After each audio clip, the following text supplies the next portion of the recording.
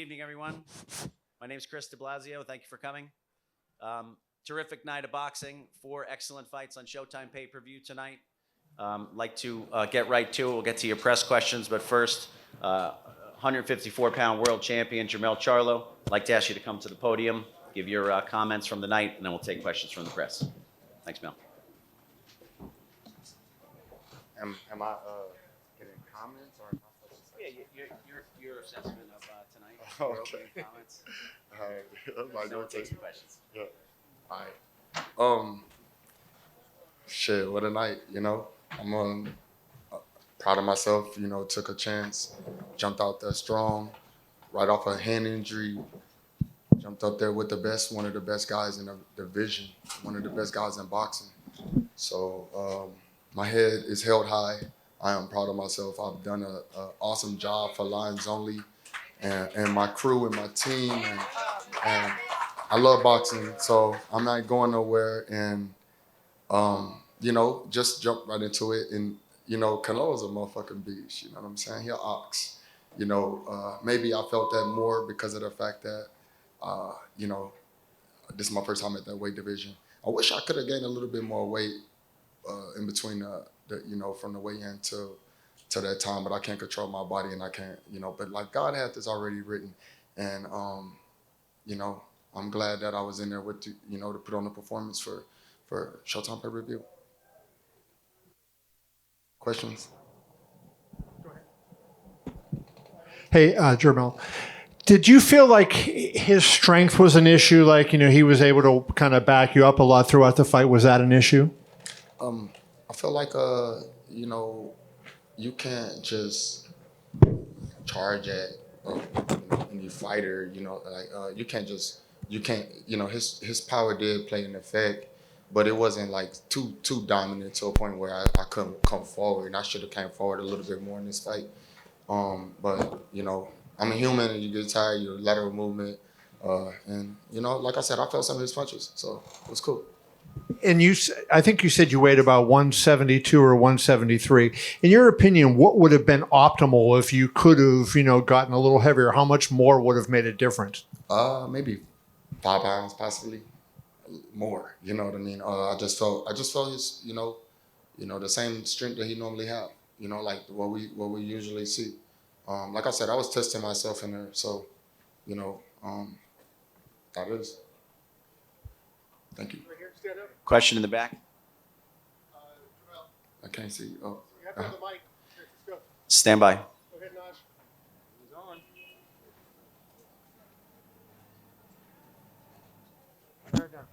on. Yo. Mel, what's up, brother? Congratulations on just, you know, being a part of this big event. In the 7th round, you got hit with a big shot, and you didn't initially go down. It looked like you took a knee. I kind of wanted to know what, in that moment, like, was it, you know, you got stung and you were trying to clear your head? What happened in that moment for you? Yeah, you know, like that was like my first time, like, you know, feeling, you know, like a woozy shot, you know what I mean? Like I'm the one always giving them. And so, yeah, I knew best. I watched boxing and been a part of it so long that, you know, if I would have just jumped out there, I'd have kind of embarrassed myself. So, you know, or shit could have been different. But I was smart enough to regroup, recover, and I recovered really fast. Probably could have stayed up or whatever, but I'd have just been fighting, trying to clear my head and still be getting head shots. You know? Were you really hurt in that moment? You came back and you threw a hook right after that seemed to land pretty good. You feel like you were still in the moment, like you were fine after that moment? Correct. Yeah, I was good. You know, I get back up and for nothing. I got my eyes back up. You know, get back up and continue to fight.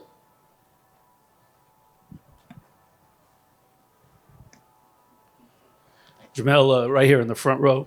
Yeah. Willie Ramirez with the Associated Press. You mentioned to Kevin that he's not the type of opponent that you just charge at, that you come out. Throughout the fight, it looked as if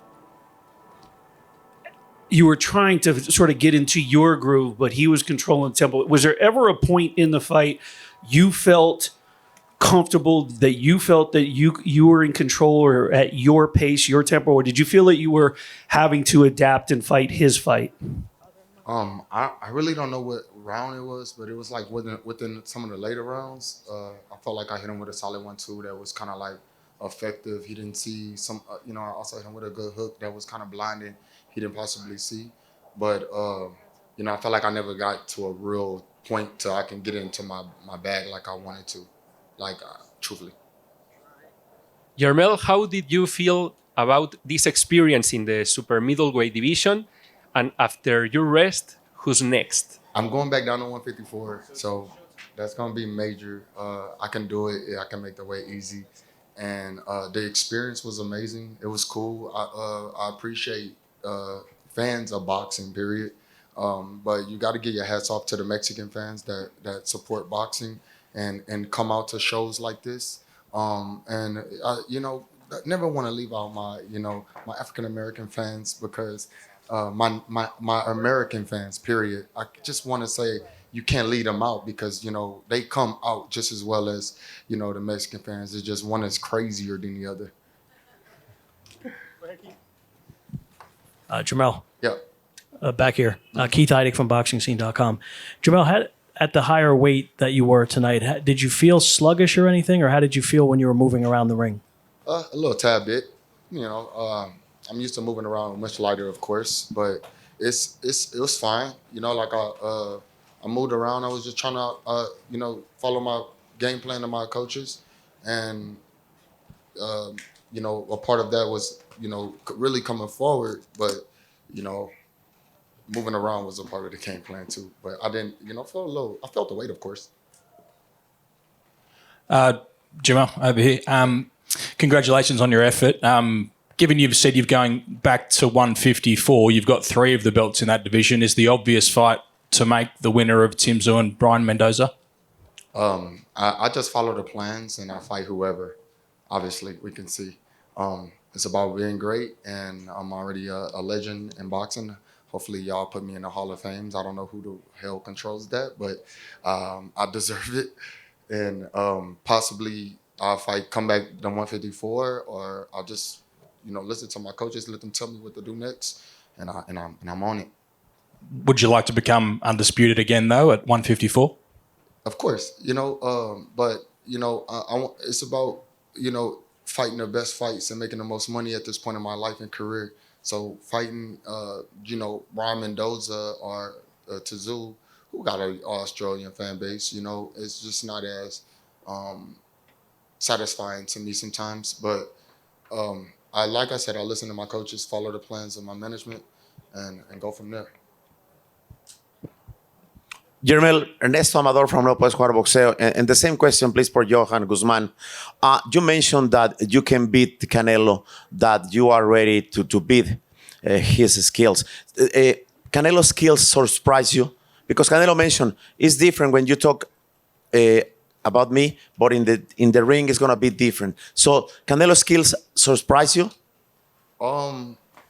Personally, I don't want to say it surprised me. He showed his attention span was a lot thicker in the ring than it seems. I don't speak Spanish, so I don't know that game plan. But just watching his skills in the ring with me, I felt like I could have did a lot more than I did. So I seen it before. I've been in the ring with a lot of different fighters, and I've seen people with, I've seen skills. And he has some great skills in the ring. You got to give it to him. I don't even know when the last time I even talked about his skills. That's just something that he needed to motivate himself. And, be it. We're here to fight, and I got in there to fight. Simple as that. So skills, everybody. If you at the top and you're in a pound for pound, and you're one of the best fighters in the world, you got to have some type of skills. So did I not believe in his skills? Shit, I don't know when I didn't believe in his skills. So, I don't care about that. I don't believe in nobody's skills. I think I'm the best fighter in the world. I still think that right now. So I'm cool. I'm cool with that. Hey, Jermell, right here. Mm-hmm. Dan Rayfield, over to the side. How you doing? I'm good. Thank you. I wondered, it seemed like, you obviously got behind in a hole early, no doubt about that. So I wonder at what point in the fight did you realize this is not going how I wanted it to go? And at some point, I'm going to have to radically change the plan and maybe try to sell out a little bit or whatever, because it just never really seemed to happen. Yeah, it didn't. It sucks. Yeah, second round, Coach Derek let me know, you know, like I slipped up on that round, and I lost the second round, and I was like, damn. So I just never got to a point where I can make the fight more to a point where they could put a little bit of pressure on his team, a little bit more pressure on him as well. So you know, that's part of it. So the other question I had then was, and then maybe I missed this before I came in, when he dropped you, I think it was the 7th round. Yeah.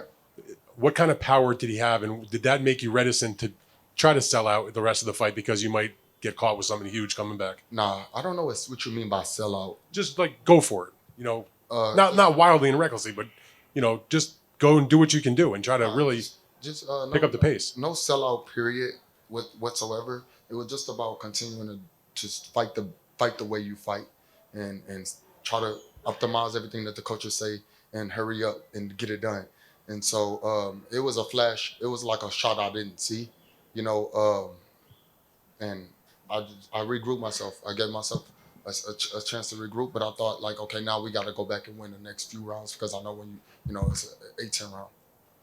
Thank you. Jermell, over here. I came for. Mohammed Mubarak with EURweb.com. Hello, Mohammed. Throughout the fight, it seemed to be a habit that he had of putting you in a headlock and trying to get rough with you. Right. Did it bother you anytime? Any of those tactics?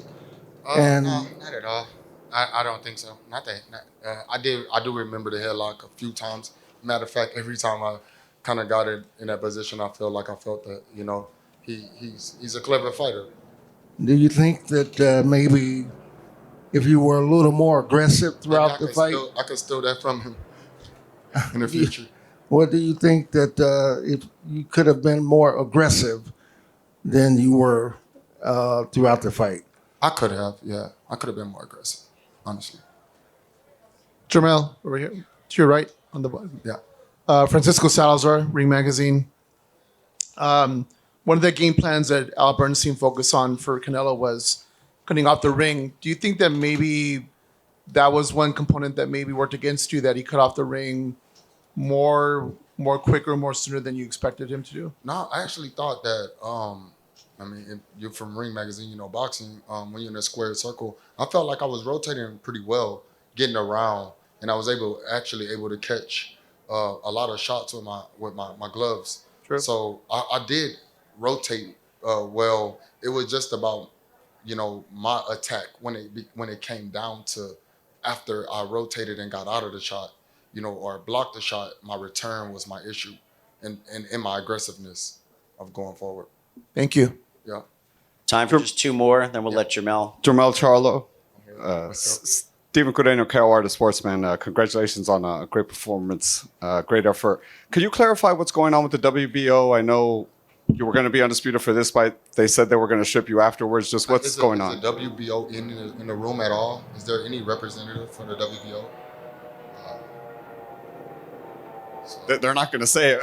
They are. I mean, they have to, right? I mean, this is a big fight. This is, I don't know, truthfully, you know, I would like to talk with somebody from the WBO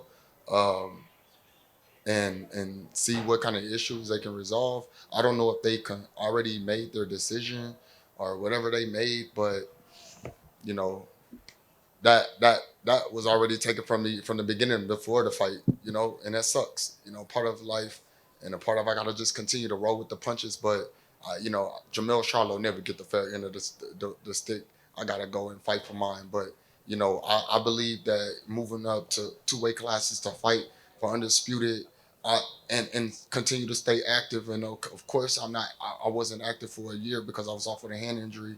And you know, from the moment that my hand got injured, the fight got canceled, or whatever happened, the WBO sent me letters from like 30 letters and had me going back and forth to the doctor, randomly just having to prove to them that MRIs and CAT scans and CT scans and X-rays and any time that they wanted to, they must really, you know, like got a relationship with the people in Australia. So, and that's okay with me. And I just gotta continue to be a champion and continue to fight and you know, bars none. Put my heart on the line every time I get in there. Yeah. Jermell. Oh. Lance Pugmire, ppv.com. I wanted to ask you, I know you talked about this in the ring. Terence Crawford, does that make all the sense in the world for your next fight? Yeah. You know, Terence Crawford could be on a radar. I think he already probably been on Twitter, you know, like lip wrestling with the internet just to get some clout, some fans, and it's fine. You know, but you know, he's a champion. He's great at what he do, and you know, my brother Earl got to get it on with him. Earl want his lick back, so and that's what boxing is about. So for the next few years, or in time, in due time, you guys will be completely entertained, and maybe I'll talk a little bit more shit because that's what y'all want from me. Because Terence Crawford been talking shit, so they're gonna bring out a different animal in me, but I don't know which animal.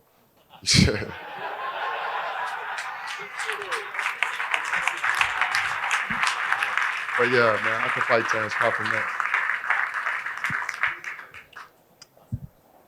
Jermell, thank you. Where you at? Back here. Thank you very much. Terrific promotion. Appreciate all your hard work. Hey, shout out to Floyd. throughout. He came in, showed me some love. Come on up, Floyd. You know, I gotta let y'all see the great. You don't come around too often. Floyd Mayweather.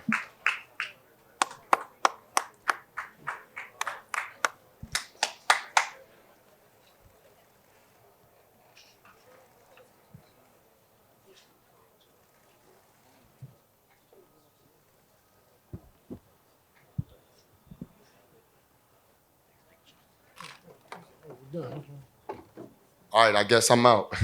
Lines only for life.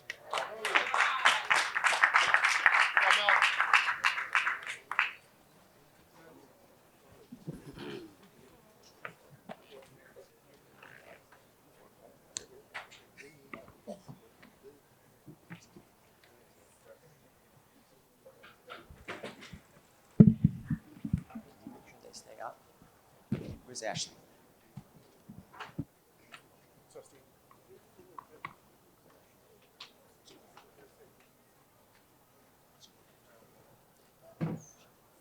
Ashley?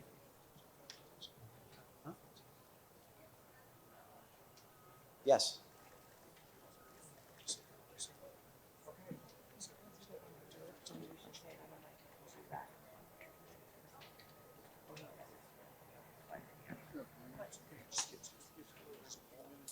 $100%. Yes. Okay, ladies and gentlemen, Floyd Mayweather, undefeated, TBE. I'd like you to take to the podium. Tell us